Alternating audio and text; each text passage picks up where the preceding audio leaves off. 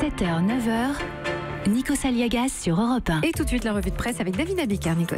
Bonjour David Abiker. Bonjour Nikos, bonjour Céline, bonjour à tous. Ce matin dans la presse, ils sont toujours debout. Il y a des manifs pour tous, ou presque, des manifs pour ceux qui contestent, qui revendiquent et qui protestent.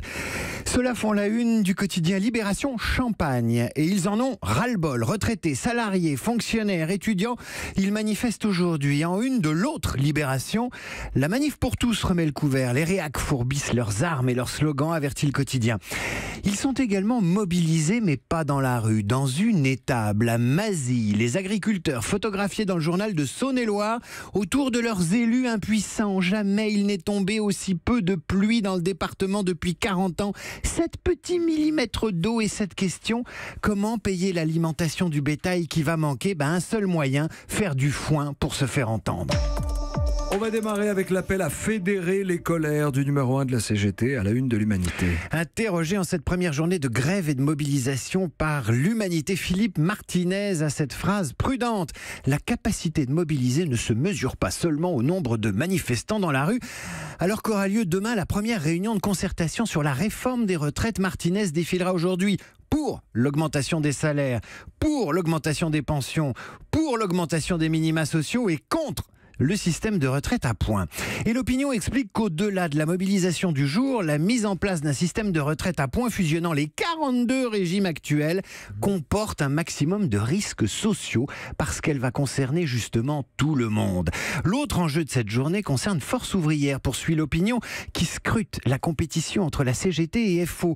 Le syndicat de Pascal Pavageau prépare à coup de déclarations fracassantes les élections professionnelles du 6 décembre prochain, explique l'opinion, en grignotant des places à une CGT affaiblie. Ils ne manifestent pas encore, mais ils s'y préparent. On parle des militants et sympathisants de la manif pour tous, David. On ne lâche rien. Filiation, fiction, tous nés d'un père et d'une mère, ça vous rappelle évidemment quelque chose. Oui.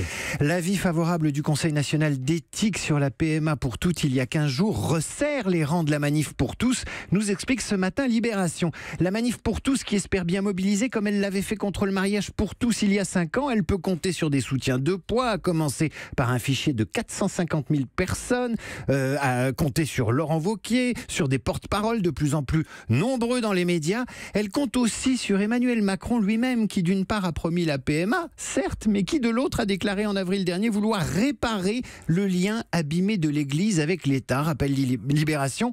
Un président coincé donc entre les élections européennes, la dangereuse réforme des retraites, encore elle, et ses engagements envers les uns et les autres, mais un président qui pourra toujours compter sur les marcheurs de la République en marche, dont le Figaro nous livre ce matin le portrait robot sur la base d'une étude du think tank Terra Nova. Alors le marcheur, c'est qui? C'est plutôt un homme diplômé, aisé, urbain, pro-européen. Mais il a un gros défaut, c'est pas le genre à descendre dans la rue pour défendre son président. Et dans l'Antiquité, les marcheurs étaient des péripatéticiens. Ils philosophaient, ils parlaient comme vous et ils réfléchissaient. Les militants véganes réfléchissent-ils? En tout cas, il y a un ouvrage, Les véganes pour le nul. C'est dans Ouest France ce matin. Le quotidien propose un guide du militant vegan dont certains se radicalisent depuis des semaines. Alors on va réviser, Céline, Nikos. Ouais. Il y a le flexitarien. Qu'est-ce que c'est que le flexitarien?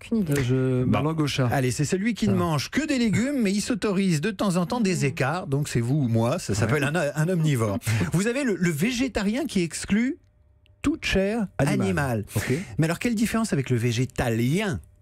Il mange pas d'œufs. Avec les œufs, voilà, c'est ça. Il mange ni œufs, ni lait, ni miel. Vous avez le welfariste. Il mange de tout, mais il veut qu'on traite correctement les animaux, donc on les tousse un peu désormais.